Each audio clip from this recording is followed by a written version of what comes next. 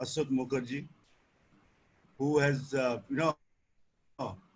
served this country in various capacities, including the permanent representative to the United Nations, being deputy chief of mission in Moscow, in UK, many, even within the country, various positions.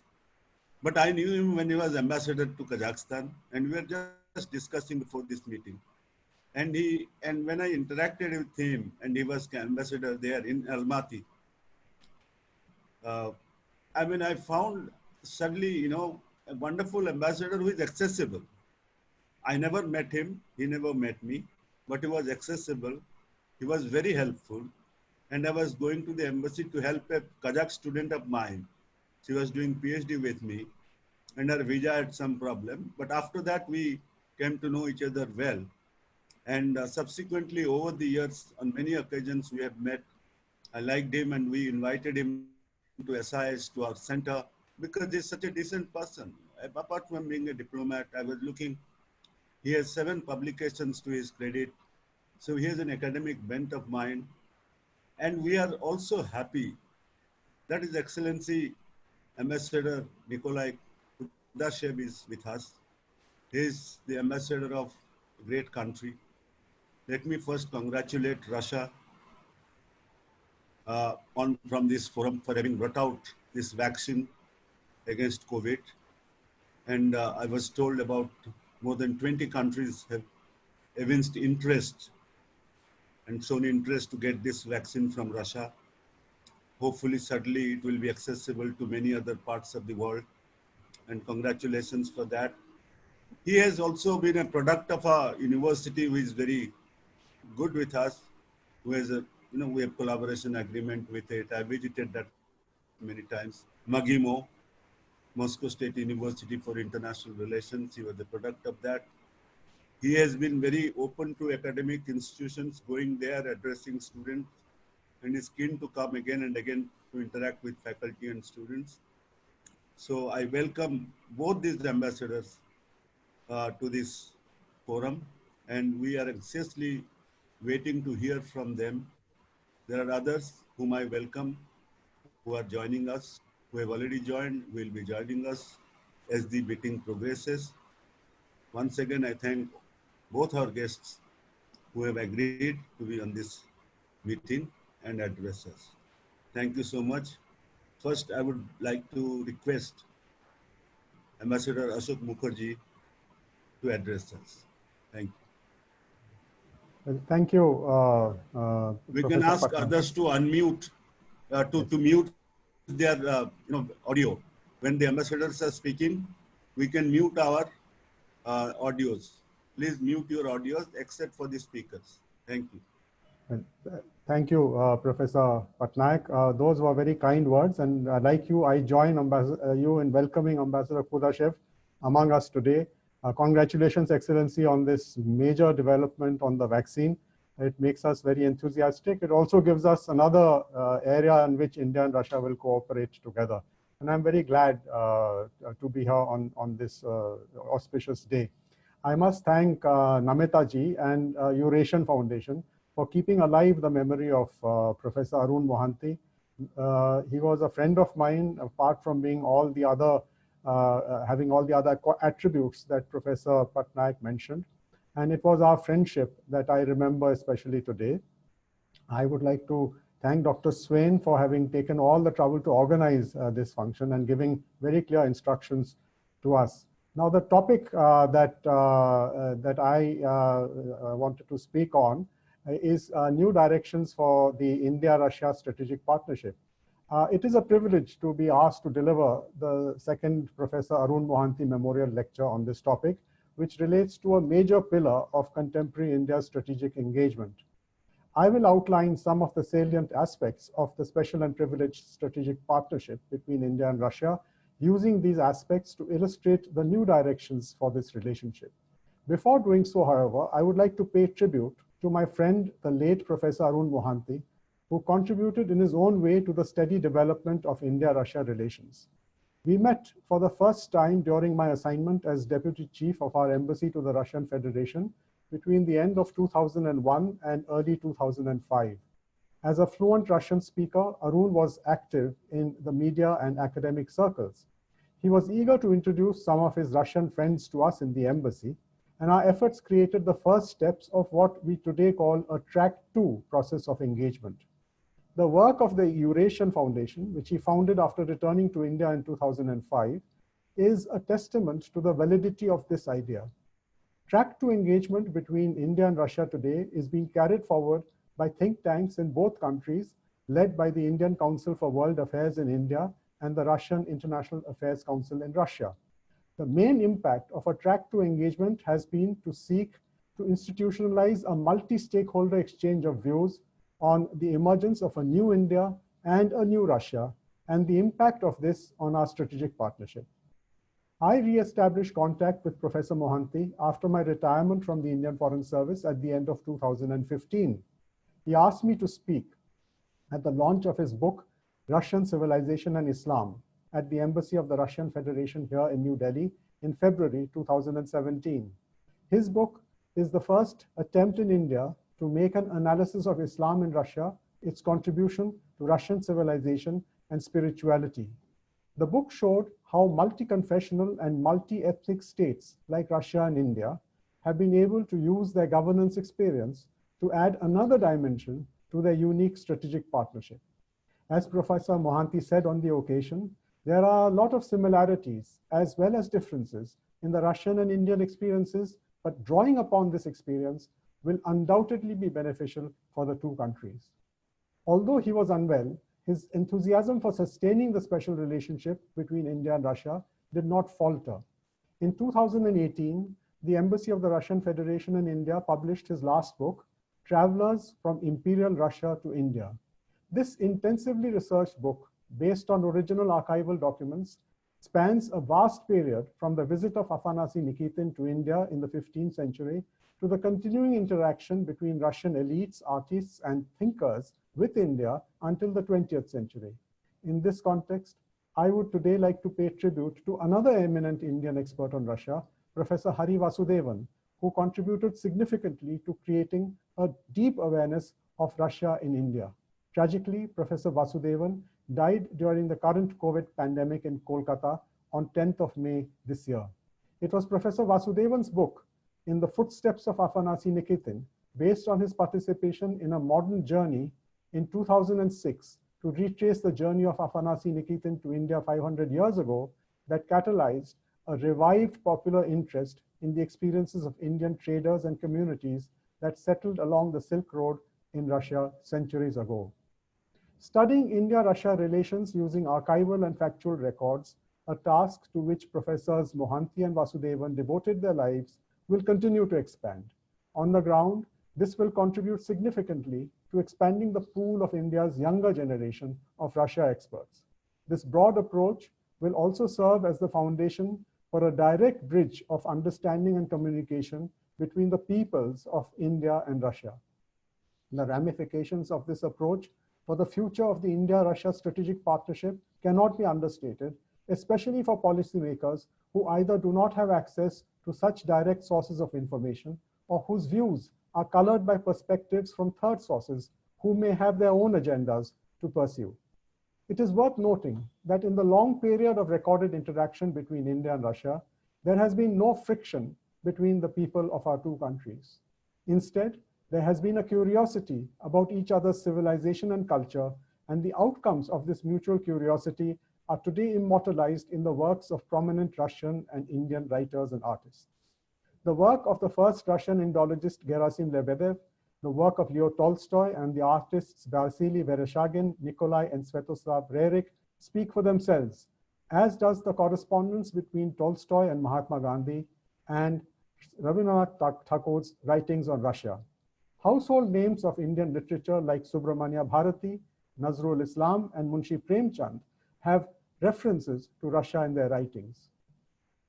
Rukmini Devi Arundale, India's famous Bharatnatyam dance teacher, who founded the Cultural and Educational Center Kalakshetra in 1938, acknowledged the influence of Russia's legendary ballerina Anna Pavlova on her as a spiritual teacher and inspiration. More recently, Raj Kapoor's films are probably the best example of a living bridge between the peoples and aspirations of India and Russia. Through the centuries after Afanasy Nikitin's visit to India, contacts between the peoples of the two countries have continued. The Silk Road provided the infrastructure for the flow of people and ideas. Astrakhan's Indian Quarter is a good example of this, including historical records of the lives of the Indian community settled there from the 18th century onwards. The expansion of Tsarist Russia into Central Asia in the mid-19th century and the subsequent creation of Afghanistan's Wakhan corridor as a buffer between the Russian and British empires did little to prevent determined individuals from both sides from interacting with each other. The Great Game preoccupied strategic thinkers of the time and motivated expeditions into the heart of Asia. The Communist Party of India was founded on 17th October 1920 in Tashkent. India and the Soviet Union established diplomatic relations on 13th April 1947, some months before India's formal independence in August that year, through an exchange of diplomatic notes between their envoys in China. This method was resorted to because of the reluctance of the United Kingdom, which was still the colonial power in India, to endorse the decision of India's interim government to establish diplomatic relations between India and the Soviet Union.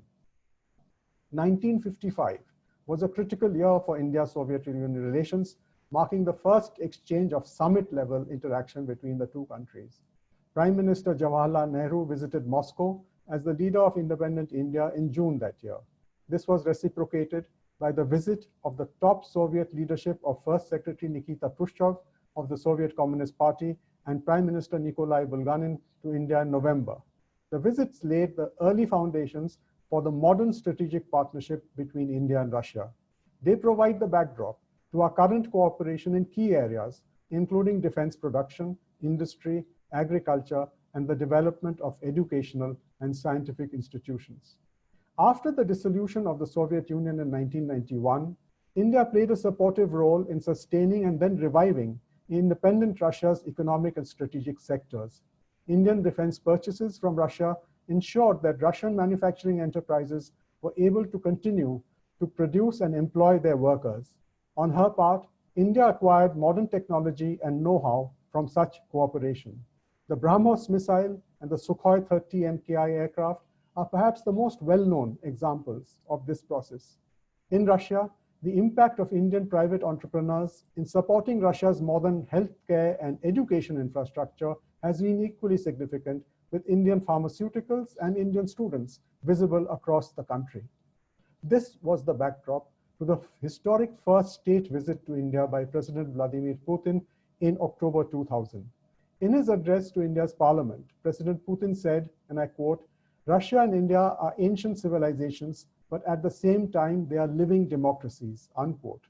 During that visit, our then Prime Minister, Shri Atal Bihari Vajpayee, asserted, and I quote, "As traditional friends, we wish to see India as a strong and confident state, an important constituent of a multipolar world order," unquote. These two statements highlight the core values that lie at the heart of the formal India-Russia strategic partnership launched during that visit, which was elevated to the status of a special and privileged strategic partnership in 2010. This vision forms the basis for the trust and understanding that anchors the India-Russia special and privileged strategic partnership today. 4 pillars were identified for developing this strategic partnership through the annual summit mechanism, which was conceptualized by President Putin and endorsed by Prime Minister Vajpayee in October 2000. These 4 pillars were the institutionalizing of high-level political interaction, supported by official-level dialogues to coordinate positions on major bilateral and international issues. Second, steps to invigorate the bilateral economic relationship following structural economic reforms in both countries, including through the involvement of the private sector. Third, a focus on bringing the outcome of joint cooperation in science and technology into the socio-economic sphere. And fourth, expanding people-to-people exchanges. India-Russia annual summits have been held regularly every year so far. The outcome for each of the 4 pillars over the last 20 years has been uneven. This has been due to both obstacles within the domestic jurisdiction of India and Russia, as well as a steadily deteriorating international environment that has put unexpected pressures on the development of normal relations between our two countries. While India and Russia have identified ways to overcome the existing gaps in their domestic structures to enable greater bilateral cooperation, the biggest external obstacle faced by their special partnership today is from the growing confrontation between the United States and China. This confrontation, driven by aggressive unilateral measures based on the narrow domestic priorities of these two powers, has an impact on the India-Russia strategic partnership. Taking cognizance of this ground reality, the political leaders of the two countries took the decision in early 2018 to introduce a flexible mechanism into the India-Russia strategic partnership. This is today known as the informal summit mechanism. The informal summit mechanism allows the leaders of the two countries to meet and interact informally to discuss and decide on the main issues facing the partnership, including those issues that are on the agenda of the more structured annual summit mechanism. Prior to the first informal India-Russia summit in Sochi, held on 21st of May 2018, I had publicly advocated action in 5 priority areas to re-energize India-Russia relations. These were to make the informal summit mechanism part of the architecture of India-Russia high-level political exchanges, to expand regional cooperation between India and Russia to include the Russian Far East, to integrate bilateral defense and economic interaction into a holistic pillar, to broaden the scope of India-Russia energy cooperation into a broader Eurasian framework, and to support greater people-to-people exchanges. It is of interest to note today that 4 of these 5 priorities are on the path of implementation. The Sochi informal summit resulted in several key understandings, including the decision to continue with the informal summit mechanism in addition to the annual summit structure. The discussions reaffirmed the common commitment of India and Russia to an open and equitable world order. The summit recognized the respective roles of India and Russia as, and I quote, major powers with common responsibilities for maintaining global peace and stability, unquote. Interestingly, the Sochi summit also committed India and Russia to work together towards creating a multipolar world order with a decision to, and I quote, intensify consultation and coordination with each other, including on the Indo-Pacific region, unquote. In a political attempt to reinvigorate economic cooperation between India and Russia, the Sochi summit established a strategic economic dialogue to find greater synergy in trade and investment between the two countries. The first meeting of the Strategic Economic Dialogue, held in St. Petersburg on 26 November 2018, identified 5 key areas to fulfill its mandate. These were transport infrastructure, agriculture and agro-processing, small and medium businesses, digital transformation and frontier technologies, and industrial and trade cooperation. Except for digital technologies, the other 4 identified areas were not new to the India-Russia partnership. The main impediment to implementing cooperation between India and Russia in these 4 older areas continues to be the impact of unilateral Western financial sanctions on Russia and on Iran. For example, the crown jewel of strategic partnership in the transport infrastructure sector is the International North-South Transport Corridor project. This project had been agreed to between India, Iran, and Russia in 2000, but challenges facing investors in implementing this project, including due to United Nations sanctions on Iran between 2006 and 2015, delayed its implementation. Despite the lifting of UN sanctions through the Joint Comprehensive Plan of Action endorsed by the UN Security Council in July 2015, a reintroduction of unilateral sanctions on both Iran and Russia by the United States and the European Union continues to be a major obstacle for market-driven investments in this project. These unilateral sanctions impose penalties in the United States and the European Union for Indian and third country investors in Iran and Russia.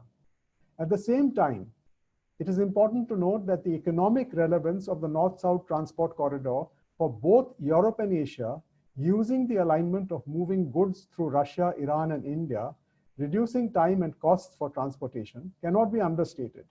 The aggressive pursuit of a new east-west transportation infrastructure projects under China's ambitious Belt and Road Initiative, or the BRI, has a negative implication for the national interests of India, Iran, and Russia, since BRI projects seek to bypass Russia, Iran, and India in attempting to connect Europe to Asia.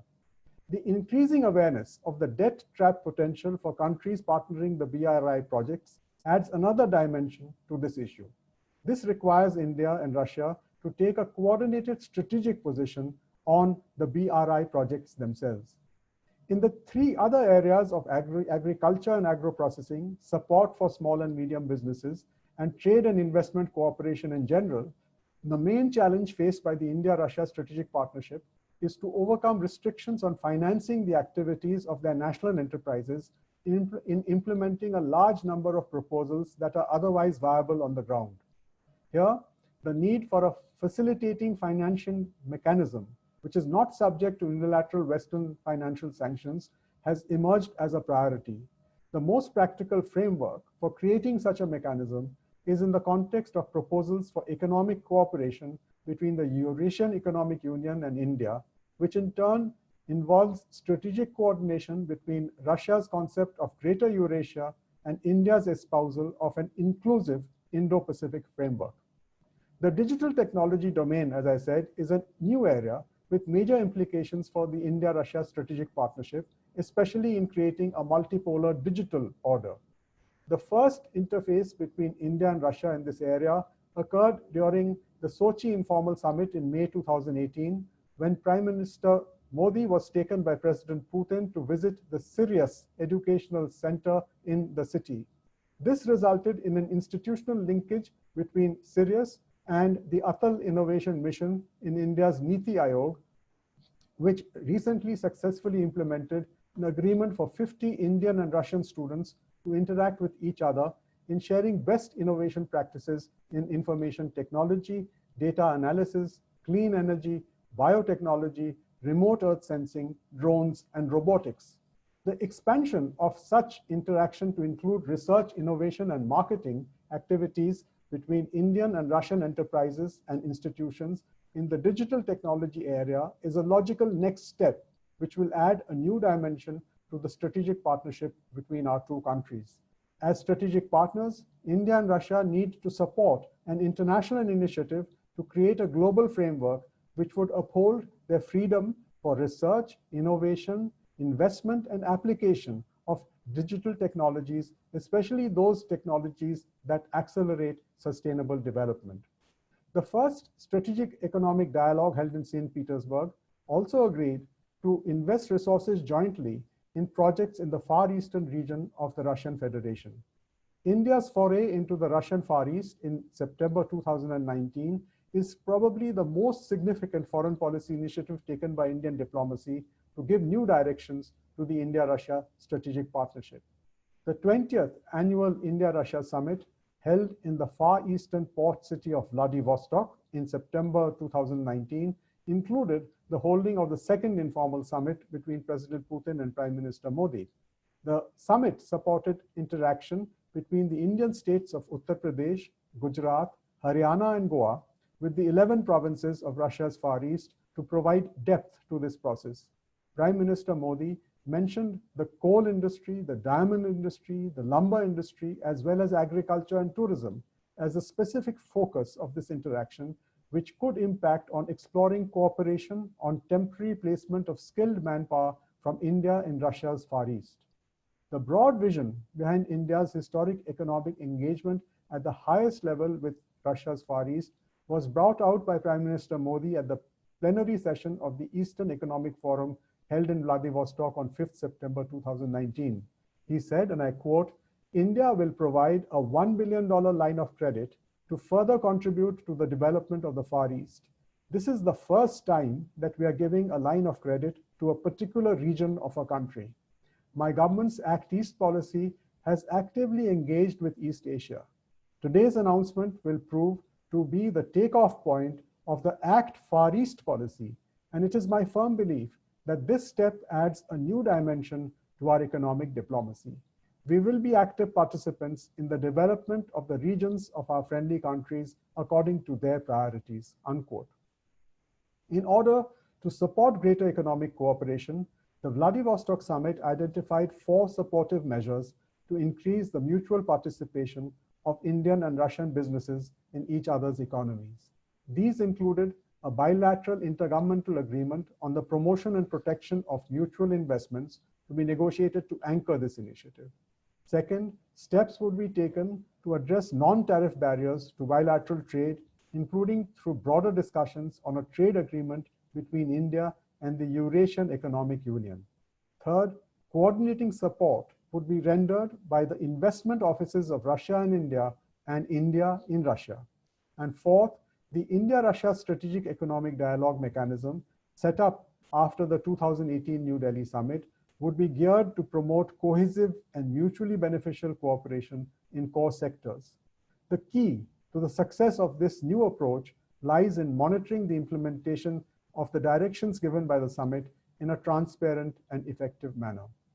The first step towards an integrated approach combining defense and economic cooperation was taken by the Vladivostok summit, which saw the signing of an agreement for manufacturing spares of Russian or Soviet origin equipment in India.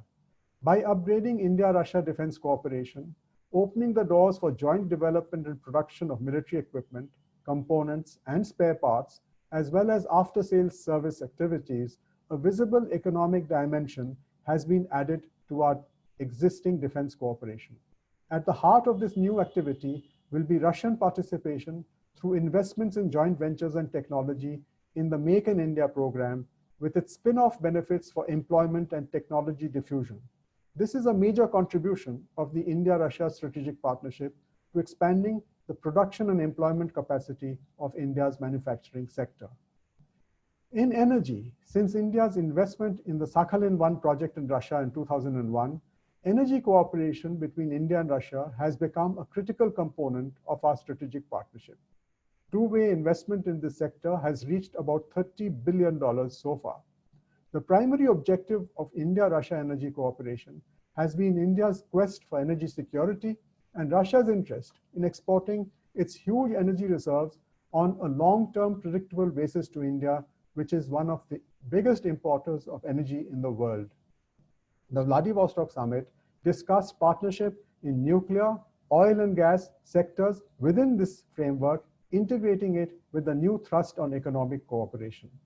The bilateral agreement on hydrocarbons cooperation for a 5-year period from 2019 to 2024 assumes significance in this context, supporting the ambitious plans for India's access to Russia's Siberian and Arctic energy deposits through the joint activity of India's consortium of oil and gas public sector undertakings and Russia's Rosneft, in addition to the Gas Authority of India Limited and Russia's giant Gazprom. Civil nuclear cooperation is today acknowledged as, and I quote, an important component of the strategic partnership, unquote. Prime Minister Modi emphasized the significance of localization of nuclear power plants with reference to the new reactors being constructed by Russia at Kudankulam, which will strengthen India's nuclear reactor construction capabilities, including in manufacturing and in expanding a pool of skilled manpower. President Putin highlighted bilateral cooperation in Kudankulam as, and I quote, a flagship joint project, and anticipated that at least 12 Russian-designed nuclear power plants will be built within the next 20 years in India. This would provide the basis for an increase in nuclear trade and technological cooperation between Russia and India, including, and I quote, in the joint manufacturing of equipment and fuel, unquote. Geopolitically, the reference to an open and inclusive Indo-Pacific region in Prime Minister Modi's address to the Eastern Economic Forum in Vladivostok was accompanied by the announcement of a new maritime route between Chennai and Vladivostok to increase connectivity between the regions, which would traverse the South China Sea. The summit's declarations reference to consultations on integration and development initiatives in the greater Eurasian space and in the regions of the Indian and Pacific Oceans denotes an emerging strategic convergence between India and Russia on an inclusive Indo-Pacific regional strategy. This would incorporate not only maritime connectivity in the Pacific, but also critical maritime connectivity routes in the Western Indo-Pacific, such as the Straits of Hormuz and the Red Sea, as well as connectivity projects such as Chabhar in Iran, and emerging maritime routes using the Arctic. This overview of the new directions in the India-Russia Special and Privileged Strategic Partnership would not be complete without returning to the area which I touched upon at the beginning of this lecture, which is people-to-people contacts. This remains perhaps the biggest challenge for a reinvigorated India-Russia strategic partnership. The task of generating greater awareness of each other's culture and civilization and placing the political structure of a special and privileged strategic partnership into this convergence between the peoples of India and Russia is a priority that Professor Arun Mohanty would have readily identified with. Earlier this year, in January 2020, I was fortunate to have curated the first Ganga-Volga dialogue held in New Delhi under the patronage of India's Ministry of External Affairs. We missed the participation of Professor Arun Mohanty at this event, where so many of his Russian friends participated. It is my hope that once institutionalized, this dialogue will help identify new proposals for the consideration of our leaders in expanding the special and privileged strategic partnership between India and Russia. With these words, I thank you very much for your attention.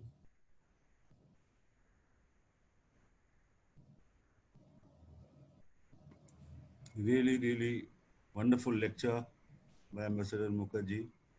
You spoke so well, so lucidly, so many dimensions you brought into this. I'm sure that all those who are listening to you, they must have learned a lot of things today. I hope that Eurasia Foundation is recording this lecture and it can be sent to us by some link, because this is very important lecture for us. Thank you again. I now request His Excellency Ambassador Nikolai Kudashev of the Russian Federation to India to deliver his lecture. So, thank you very much, dear Ma'am Namita Mohanty, dear Sir Asalki Mukherjee, dear friends. Well, this is my privilege to take part in the second memorial lecture dedicated to Professor Arun Mohanty, an outstanding scholar of the Russian studies, an unfailing friend who made a weighty contribution to expanding connections between our countries. Arunji will always be remembered as a strong advocate of the Russian-Indian friendship who brought up generations of talented and committed students. Today, many books of his, including the last one about the imperial travelers, remain the calling card or the visiting card or the face of the Russian embassy. Thank you. The topic of today's conversation is very timely since we are currently in the mood of preparations for the coming high and highest level contacts later this year. Positions of Russia and India on major global and regional issues are similar and coinciding. We stand together to support the central role of the United Nations, respect for international law and the principles of the United Nations Charter, establishment of just and equal, multipolar world. We are naturally guided by this approach, and it makes us like-minded in our endeavors in the United Nations itself, as well as in the G20, WHO, BRICS, SCO, OPCW, East Asia summits, and all other multilateral mechanisms.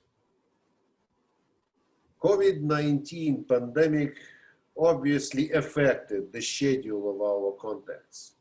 However, the dialogue continues. While we witnessed a series of telephone conversations between our leaders, ministers, as well as senior officials, not to mention remarkable visit of of the Defense Minister, Mr. Rajnath Singh, to participate in the festive events linked to the Jubilee military parade on the Red Square dedicated to the 75th anniversary of the Soviet victory over fascist Germany. Naturally, we extended maximum cooperation and support to each other by providing critical medicine, ensuring repatriation of stranded nationals of both countries, and promoting relevant multilateral dialogue. The fact that Russia registered the first anti-COVID-19 vaccine provides even more opportunities.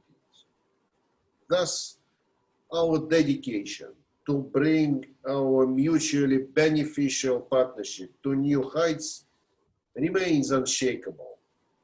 It first of all pertains to implementation of the breakthrough agreements of the 20th Jubilee Summit last year in Vladivostok, including oil and gas long-term arrangements, investment and innovation and innovations cooperation, the resumption of the Vladivostok-Chennai maritime sea route, expedited conclusion of the India-Eurasian Economic Union free trade agreement, expansion of ties between our regions and financial institutions, which are instructed to further promote trade in national currencies. Ultimately, we hope that all that would help us to reach $30 billion bilateral trade by 2025.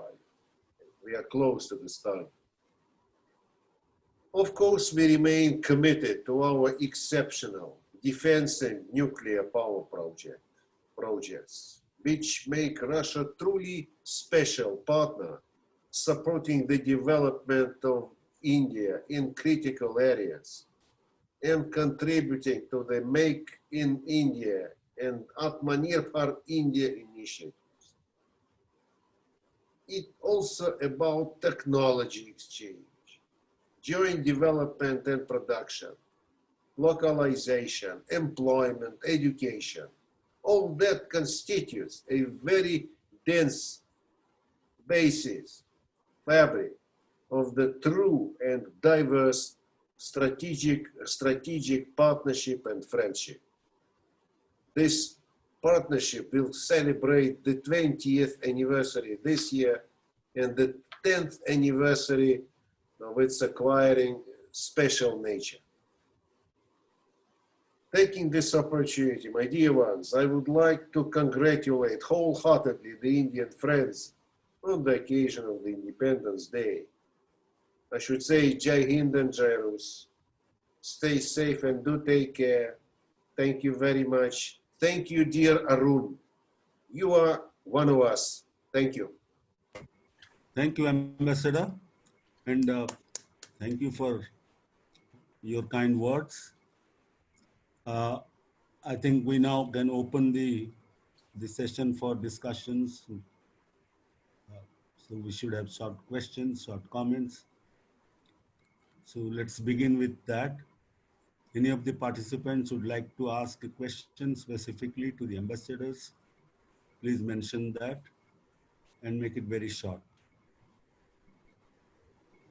Anybody wishing to make some comment, ask some question, unmute yourself and then ask, and then speak.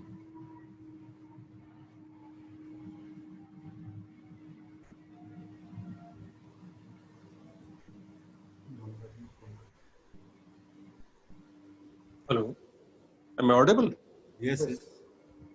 Please. I just wanted to know how we can place US, this Soviet Union, or perhaps it is Russia, at the same place that we were having earlier from the to 1991. How we can increase the cooperation? I mean, can you please make? we're not clear what you are asking. Okay, I'm repeating, sir. I just wanted to say that how we can place the Russia as the place that it had hold earlier in the era of the Cold War era, or even after it, how we can increase the cooperation between the two countries. Got it, got it. Can I request Ambassador Mukherjee to tell us, very briefly, how things are different from Soviet relations during Soviet period and now? How do we see that relationship? Ambassador Mukherjee.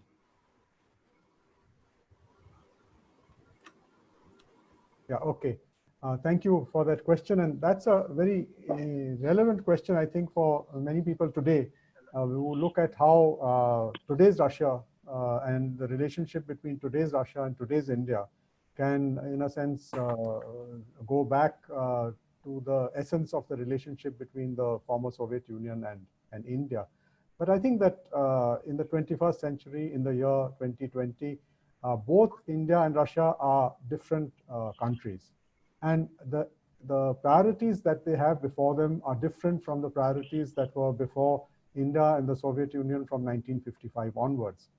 I think that the special strategic partnership that exists between India and Russia today is driven by these new priorities which have been identified and worked upon over the past 20 years.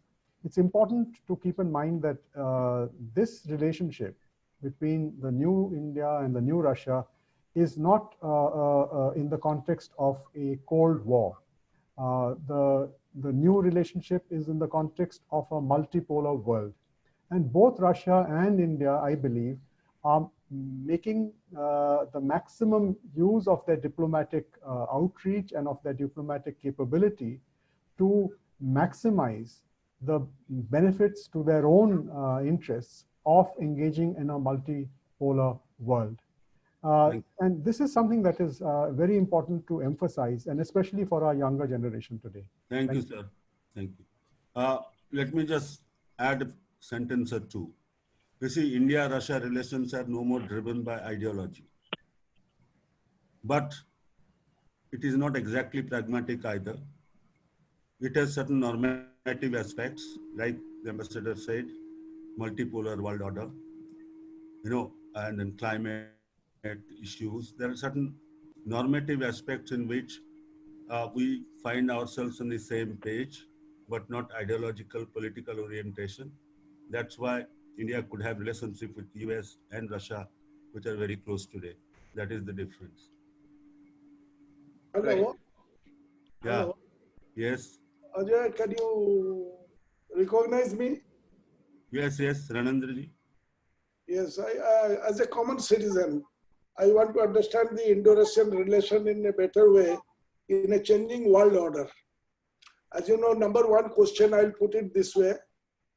How do you view the changing Indo-Russian relation in context of India getting closer and closer to the US in terms of trade and growing arms trade?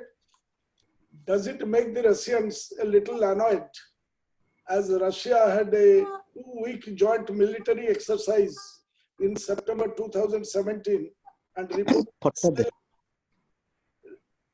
reported sale of Panstir missile system and T-90 tanks? Does it has a message to India that India can't take Russia for granted? The first question. The second question I would like to ask is that in the recent Sino-Indian conflict, it was seen that Russia gave a somewhat cold-shouldered response to India, at least initially, in case of a real conflict. In case of a real conflict in which India will still get some sort of backing from the US, what role Russia will play in the context of historical Sino-Russian ties? This is what Let Ambassador Mukherjee respond to this. Ajay ji, before I do, I think Ambassador Kutashev wanted to say something on the previous question. Okay. Just a couple of words to add a bit. Спасибо большое. Well, whether we are annoyed with your ties with the US or not, we are not annoyed. our relationship is strong and our relationship is special, it is unique. We are cooperating on global issues. We are supportive of your candidature to become a permanent member of the United Nations Security Council. We are cooperating on regional vision to make, to develop a common setup for the Pacific Ocean and the Indian Ocean. We are cooperating to establish a new model of intergovernmental relations within BRICS.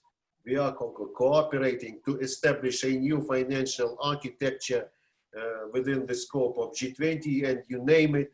These phenomena are unique, and they've been missing under the Soviet times. As far as the culture, well, during the Sino-Indian conflict,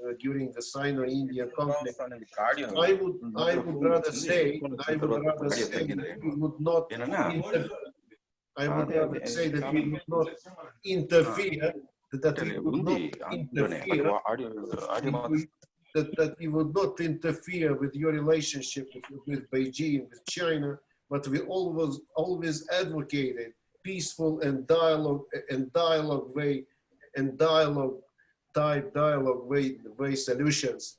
And at the same time, we've been doing our best to facilitate the atmosphere of peace and cooperation within the frameworks of SCO ministerials, BRICS ministerials, and you name it. Thank you, Ambassador. Thank you. Well, Professor Patnaik, if you want me to answer to the second questioner, I would like to put 2 points in my answer. The first is that the framework for asking those 2 questions on India's relations with the United States and India's relations with Russia in the Sino-Indian context, they seem to be put in the framework of an alliance-based system. And I think it's important for us in India, given our own history and our independence movement, to keep insisting that India is too independent a country to be part of any alliance. I think our foreign minister himself has said so recently. So we are not looking at these relationships in a multipolar world in terms of an alliance, whether it is an alliance with powers like the United States or an alliance against power like China. That is not the way India's foreign policy is being conducted. The second point I'd like to make is to look at the situation on the ground. And I think this is a critical test for anybody who studies India's foreign policy and India's relations with major powers. What is the impact of this engagement, even the close political interaction, the close friendship that is seen, for example, through the media on the ground? What is the example on the ground? And I think in the case of Russia, you have 3 examples which give their own answers. The first is that Russia is the only foreign partner of India to have actually constructed nuclear power reactors in India and made them come on stream after the Indo-US nuclear deal of 2005. It's no other foreign country, no other company from any other foreign country has come on the ground to do this. The second, and I referred to it in my lecture, is the long-term linkages between the supply of energy from Russia and the consumption of energy in India. Those of us who are looking at, for example, the gas sector or the refining sector are aware that these are arrangements which have had an impact on the ground, including on empowering very poor people in India to have access to clean energy. This is part of India's own national energy security policy. And here the Russian role cannot be understated, but it should not be ignored. And I think the third area is the participation of our foreign partners like Russia in the Make in India or the Self-Reliant India activities, which are important both for standing up for ourselves with our own manufacturing capabilities, but as important and perhaps more so today in terms of keeping employment prospects for the vast majority of our younger generation alive. If we have no collaboration with countries which are investing and providing technology and and assisting our manufacturing process, then the employment prospects of a large number of young Indians who are being educated and being brought into this into our economy will be very dim. And I think that these are the three ways in which I would try to explain what is the relevance of the India-Russia relationship today. Thank you. I think, see, we do not have an alliance like, in a way, military agreement like the Indo-Soviet Cooperation Treaty and all that. But I feel that somewhere the current Russian leadership has, in a way, accepted that India should become emerge as a regional power. And if you look at all the critical areas in which Russia has been, helping space, atomic energy, most sophisticated weapons to be jointly manufactured. Somewhere they're, visualizing India should become a regional power. It doesn't matter if India will fight with somebody and Russia will come and support directly, but the empowering of India itself as a regional power would have a substantial Russian input to it. That's the point that I think we should realize. Sumant was the person who asked the question was Ranendra Pratap Swami. We received some questions to His Excellency. The person who last asked the question was Ranendra Pratap Swami. Yes, I'm Can I ask one question, please? Yes, I'm Ranendra Pratap Swami here in Bhubaneswar. Raja Bhai.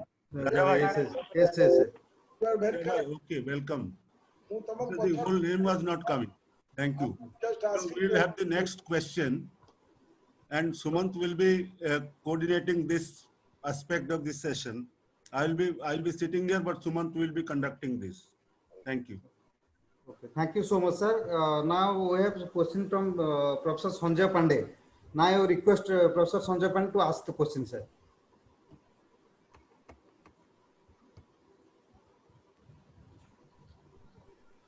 Hello.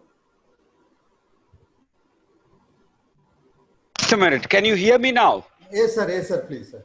All right. I would like to thank Ambassador Ashok Mukherjee for a very comprehensive and lucid presentation. I would also like to thank Ambassador Kudashev for very important inputs. My question is related to the two presentations. Ambassador Kudashev talked about how India and Russia are coordinating their efforts in various multilateral and regional platforms like SCO, RIC, and BRICS. Similarly, Ambassador Ashok Mukherjee talked about India's interest in joining or concluding an FTA with Eurasian Economic Community. So that means India and Russia, apart from the bilateral ties, are also interacting and cooperating in various multilateral forums. Now, in this context, I would like to ask Ambassador Kudashev, is there any prospect of Russia joining the Indo-Pacific initiative? I remember the Russian foreign minister talking about the initiative as one directed against China, an initiative of the US. In that sense, it seemed as if Russia is not very favorably disposed towards the Indo-Pacific concept. But I also believe that in recent times, there have been various talks between India and Russia, overt or covert, in which India has proposed to Russia that perhaps Russia needs to think positively about the whole concept of Indo-Pacific. So what are the prospects of Russia joining Indo-Pacific? Just a small question also relating to the new deal between China and Iran. How is it going to impact the North-South transport corridor about which Ambassador Ashok Mukherjee talked about? Thank you very much.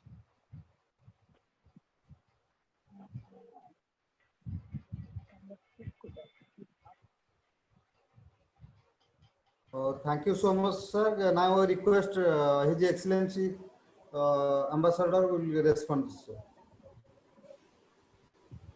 Are you looking to Ambassador Kudashev first and then to come to me? Because the question Sir, first you can was respond also, no problem, sir. If you want me to reply to the second question, I can do that. Ambassador Kudashev should first address because he was You were specifically asked, yes, mentioning him. Then I think Ambassador Mukherjee should elaborate yes. on other points. No, he can.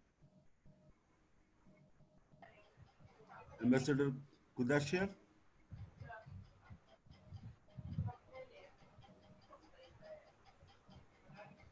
No comment, several minutes.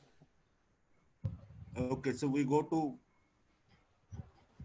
Ambassador Right. Ashok Mukherjee, maybe. So, Yeah. okay. So I will take the question which you asked me about the Indo-Pacific and the question on the North-South corridor. These are the two questions that I heard. And Iran-China deal. North-South corridor and Iran-China deal. I think you linked the two. So let me ask you, because I am not a specialist on Iran or on China, so you are a wrong person here for China, Iran. But on North-South, I spent some years of my career in dealing with this, so I can probably give you an answer based on that. On the Indo-Pacific, I think it's important to keep in mind three areas which are quite clearly articulated by India in the public domain. The first is that we define the Indo-Pacific as being from the east coast of Africa to the west coast of the United States. So it includes the entire Indian and Pacific Oceans. And I think it's important to keep it in mind when discussing the participation of any of our strategic partners in the Indo-Pacific. It is not limited to the Pacific Ocean and not limited to the South China Sea. It's a broader construct to which India has endorsed. And in a Prime Minister's speech in Shangri-La Dialogue in 2 years ago gives you the reference. The second point is that we have upheld, along with the ASEAN, the concept of an inclusive Indo-Pacific. So the Indo-Pacific that we talk about is not an alliance against any country in the literals of the Indian and Pacific Oceans. It is an inclusive Indo-Pacific. And there are criteria which have been spelled out in our Prime Minister's speeches on what are the core principles for the inclusive Indo-Pacific. And that includes the equality of decision-making, the taking a cooperative approach, etc., which you can read in his East Asia Summit speech. And the third point that I'd like to make is that the Indo-Pacific, although projected very often by some analysts as being of a military or security character, has a very important economic dimension as well. And for this, I think you again have to go into our current efforts to merge our vision of the Indian Ocean, which is contained in a policy called SAGAR, for security and growth for all in the region, with our activities in the Indo-Pacific. So if you look at inclusiveness, equal participation, and adding security and economic cooperation hand by hand, then you see that there is scope for participation of India's strategic partners, whether it's Russia, which we are speaking of today, or France, which has been spoken of in the past. I mean, so therefore it's not driven by only one of India's strategic partners, but it is a common space that we are talking about. Now, to come to your question on China, Iran, and the North-South Transport Corridor project, I think I would like to make it clear that for us, the priority for the North-South Transport Corridor project goes back 20 years to the time we initialed this agreement between Iran, Russia, and India. And that was to give an alternative route, not only to save costs and time, but also as an alternative route to avoid the volatile route coming through the West Asian sea lane of communication through the Red Sea. If you look at developments in the world today, that political rationale for the North-South Transport Corridor continues to hold. The West Asian region continues to be a very volatile region. And we have seen volatility not only in the Mediterranean part of the West Asian region, but also in the Red Sea part of the West Asian region. You may remember the impact that piracy from the coast of Somalia had on the Indian economy not many years ago. And India and Russia, along with the United States and other members of the United Nations, collaborated cooperatively in pushing back this threat from piracy from the coast of Somalia back towards where it came from, so that today it is no longer playing such a disruptive role in India's economy. So I think that the viability of the North-South Transport Corridor project stands on its own, and it is the only North-South alignment in all the other transport connectivity projects that you are looking at on the map of Asia. The rest are all East-West, and East-West is very easy because there are no big barriers. North-South, there's a huge barrier of geography in the North-South Transport Corridor project we are trying to overcome. So I think that this is the way I would like to answer what you asked me. Thank you. Thank you. Thank you. Okay, can I ask one question, please? Ambassador Kudashev is back or not? Let him join. We can go ahead with other questions. Okay, he is not back, my dear friends. Yeah. Okay, it's not correct. No, that's okay. That's okay. Fine. Yes, sir. Yeah. We can have other questions, and when he comes back, we can repeat the question to him. Sumant, you can conduct the proceeding, Sumant. Yes, yes, sir. Professor K.B. Usha wants to speak, wants to say something, sir. Professor K.B. Usha.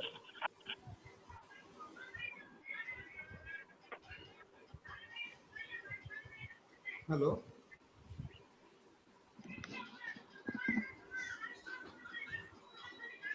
Hello. Hello. Please, ma'am. Please proceed. Thank you very much, ambassadors, for the excellent speeches. My question is to Ambassador Kudashev, and it is about nowadays in Russian foreign policy circle, a discussion on new non-alignment is going on. So I just want to know if he can elaborate a little bit about that. And there is another important aspect. India is a non-alignment country, and nowadays it is speaking about multi-alignment. And what is the prospect of India and Russia together leading this new non-alignment movement? Thank you.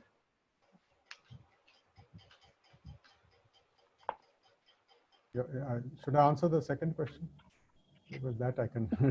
You can answer, sir. I'll try and answer the second question when we wait for Ambassador Kudashev for the first one. Well, I think if you've been following foreign policy discussions in India and in Russia and in other world capitals in recent weeks, you would find that there is a strong movement to reaffirm our commitment to multilateralism. And the heart of multilateralism is the one principle of international cooperation. So if we look at a role for India and Russia in this context, then I think you'll find it in, for example, the platforms that Ambassador Kudashev mentioned, which are the regional platforms, but you definitely find it in the United Nations platform, where India and Russia have collaborated very closely in upholding the principles of international cooperation, which hold multilateral structures together and multilateral policies together. I think the exciting area where we will demonstrate this now is in our common fight against the coronavirus or COVID-19, where India and Russia will again have a potential partnership for sharing not only between themselves, but also with the rest of the world in how to confront such challenges. More and more, it's the global challenges which will require more global coordination and cooperation. Thank you. Thank you. Sir, one question we received from Professor Sima to Ambassador Mukherjee. She's asking about, we are entering a new Cold War and we see India taking side of the USA against the nexus between China and Russia. What is your view on the... Yes, sir. Slowly. Slowly. The question is, question to Ambassador Mukherjee. She's asking about, we are entering a new Cold War and we see India taking side of the US against the nexus between China and Russia.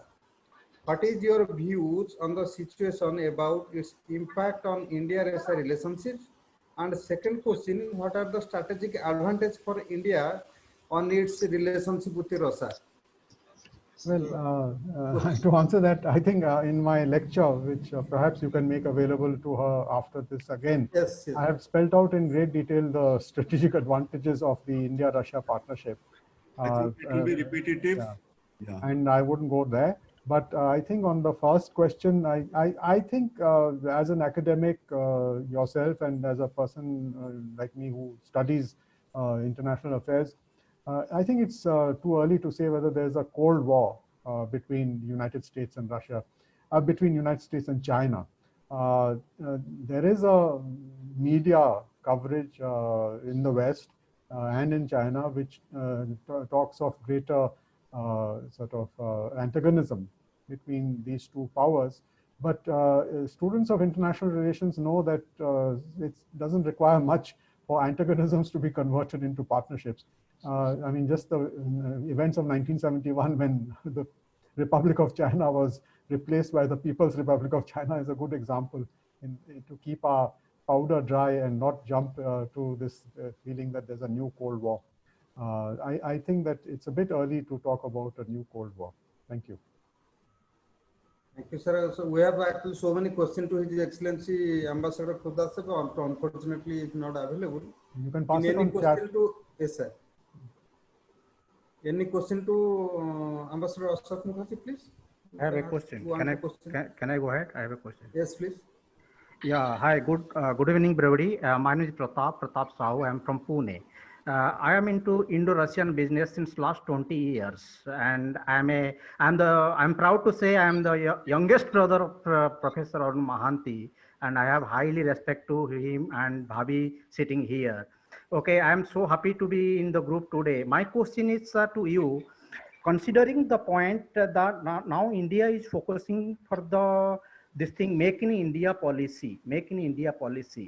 So when we think Make in India policy, and again, if we are thinking about the imports of the goods in the sector of oil and gas, energy, and defense or defense related equipments, engineering and technology.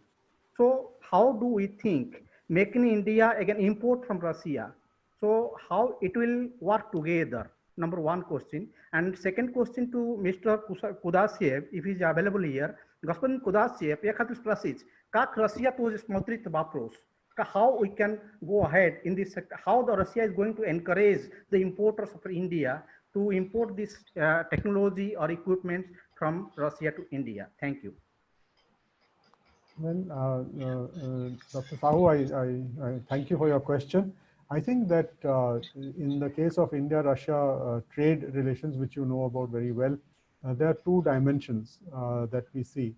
One is the dimension of supply of resources, which are not available in India to the Indian economy. And in the field of energy, these are resources like oil, like gas, like uranium, etc., which are required for our energy security.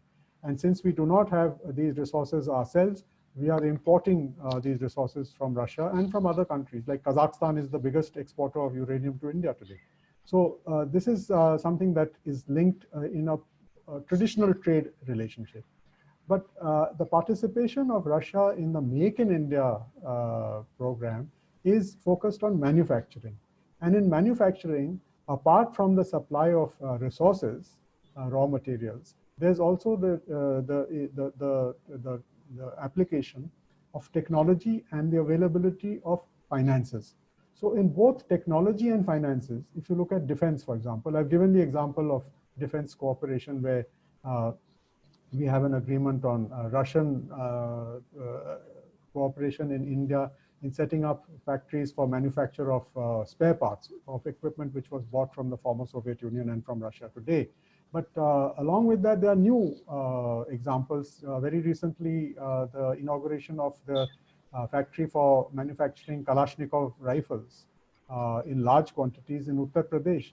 That is a good example of the way in which technology, I have mentioned it because I have visited Kalashnikov in Russia when I was posted there. I met him. And at that time, this was not possible. He was not able to come to India to set up a plant here. But in the year 2020, it is possible. So the change has taken place. And the change is also part of the reforms that are taking place within India, which are allowing such participation to come in. And I think the broad announcement a few weeks ago of a greater foreign participation in India's defense production will also benefit enterprises in Russia who, for whatever reason, have not been able to come directly into India, but have come in through their older structures. Now, this is a new area, and I hope to see more Russian enterprises partnering enterprises like yours in India to manufacture for India under the Make in India program. Thank you. Thank you, sir. Thank you, sir. So nice answer. Thank you. Mr. Swain, I'm a Russian professor. Can I ask one question? Larisa Chereshneva. One question to Mr. Mukherjee. Please. The last question, sir. Yes, please go ahead.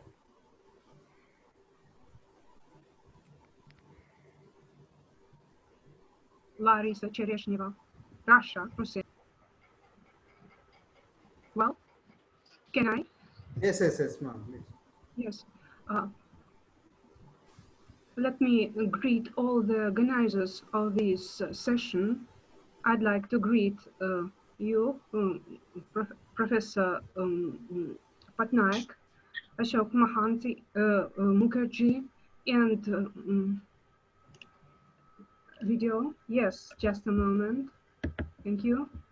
Thank you. Let me greet all the organizers of the session. I'm Professor Chereshneva from Russia, Lipetsk State Pedagogical University. Thank you very much for your session. Well, my question is to respected Ashok Mukherjee.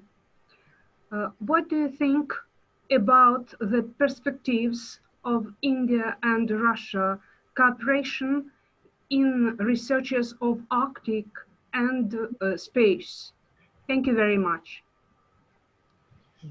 Thank you, Dr. Larisa, for that question. It's a very relevant question. As far as the Arctic is concerned, I think the way forward has been identified during the Vladivostok summit. And if you see the outcome document of the Vladivostok summit in September last year, you'd see a greater Indian participation in the Arctic. Now, in the media, the focus has been on participation in energy and access to Russian energy reserves in the Arctic. But my friends who are specialists in India on Arctic matters have conveyed to me that this also includes cooperation in the scientific and technological study of the Arctic, because very few people are aware today that India is an observer of the Svalbard Treaty, which regulates international cooperation on the Arctic. And India became a part of this body about 7 years ago. And we have a strong tradition of cooperation with the former Soviet Union and then with Russia on Arctic issues, including on environmental issues and challenges facing the Arctic. One of my colleagues whom I work with here now has in fact been doing a lot of study on the Tibetan plateau, which he sees as the third pole in the world because of the large amount of water resources which are frozen and then sent down to different countries around the Tibetan plateau. And we need to study the ecological and environmental dimensions of this. So I would like to just answer your question by talking about both the energy aspect as well as the environmental aspect. And I think that we need to keep this in mind because at least in public, we have been focusing on the importance of renewable energy, on the importance of saving in the environment. And we have taken many initiatives on environmental protection under an approach called climate action. And that is the new India that we are talking about, that we are now willing to put our efforts into positive, proactive ways to protect the environment. On outer space, negotiations are now going on updating the 1967 International Treaty on Outer Space, of which, of course, the former Soviet Union was one of the prime movers, but India is a member of that treaty, the COPUOS. And I believe that we have now in these negotiations, we are at the discussion stage of identifying what are the new technologies and the new behaviors which are now present in outer space, which need to be brought into this treaty of 1967 to update it. And I think that India and Russia, having a very strong tradition of cooperation in outer space, including in launching manned missions to outer space, on which we are working right now as we speak. There are Indian cosmonauts undergoing training in Russia. We have an interest in this area because like the environment of our Earth, we also believe that the environment of outer space needs to be protected so that it doesn't become the source of a global challenge in the near future. So this is something that we are working on. But as we have now acquired more technology, we launch our own satellites, we can launch, we have acquired these technologies and have become a part of the international groups, which are part of like the MTCR, of which Russia and India are part. So I think that gives us a platform on which we can base such cooperation and show our strategic partnership, even in areas like the Arctic and outer space. Thank you. Thank you very much. Hope for the further cooperation with the Center of Russian and Central Asia Studies of GNU. Thank you very much. Namaste. Thank you so much, sir. Actually, on the last question from the Russian embassy, he wants to ask some last questions. Yes, please. Thank you. Thank you very much, distinguished friends. And thank you very much. And of course, Your Excellency, for this wonderful, wonderful, and so fruitful lecture, and for your answers. Actually, my name is Mikhail Titorov at the embassy. I'm in charge of cultural relations. That's why it was probably not my privilege to answer more political questions, because I'm not actually so keeping them. But speaking about new and promising areas of our bilateral cooperation, I would like to name the development of tourist cooperation and destinations in Russia, because all our Indian friends are aware about St. Petersburg and Moscow. But today I receiving a lot of requests and letters from Indian business people, just simple people, from everybody, regarding their strong desire and intention to visit our, as His Excellency already said, our Middle Russia, Siberia, because it's really wonderful, untouched planet in different spheres. And of course, speaking about the developing of our relations, business projects on our far east of Russia, we must understand that Russia is the unique country who has 9 time zones, and you can fly into the future and you can fly back into the past in this country. That's why it's a cradle of different civilizations, and Russia is a cradle of different places of nature. Like here, you can spend your time in Goa, and then after some hours you will be in Himalayas. It's not same story, but it's so promising. And speaking about Vladivostok summit, which was held and mentioned by His Excellency, I would like to tell you that one of the very brilliant results of this summit is the first time in the modern history when 2 universities, one it is Indian Amity University, and Professor Chereshnev already mentioned it, and another is a federal university based in Vladivostok. They signed not just a MOU, they signed a serious agreement to open their I will call it branches or representatives of filials, but actually the names, it's Russian Center here and Center of Yoga in Vladivostok. And who are you? Please tell your name. And you know that today India is working hardly and very intensively on a new educational program.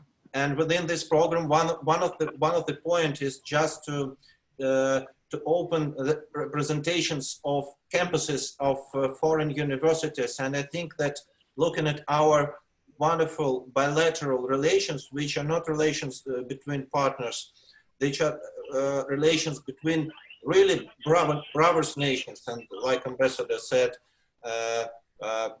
people-to-people contacts also very important in this sphere, not only to visit each other, but they can start in new direction, in new dimension of our cooperation, especially in educational sphere.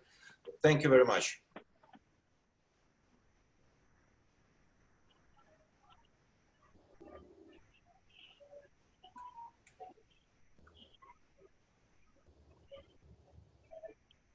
Thank you so much for your sharing your observations. Now, anything, sir, you want to add, sir? Any observations, Professor Ambassador Ashok Mukherjee, sir? You want to, or we are just going to conclude, sir?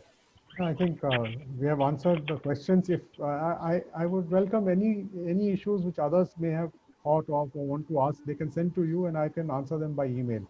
Thank you so much. So we are get honor, sir, for them. If any questions, just write this in the chat box. We'll just send to Ambassador Ashok Mukherjee. He will be response. Actually, we have the shortage of the time. Now I request Mr. Namita Mohanty from the Eurasian Foundation to give the vote of thanks.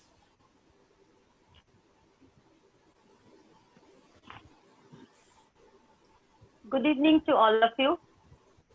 On behalf of the Eurasian Foundation, I have the pleasure of thanking you all for your virtual presence today to participate in the second Arun Mohanty Memorial Lecture.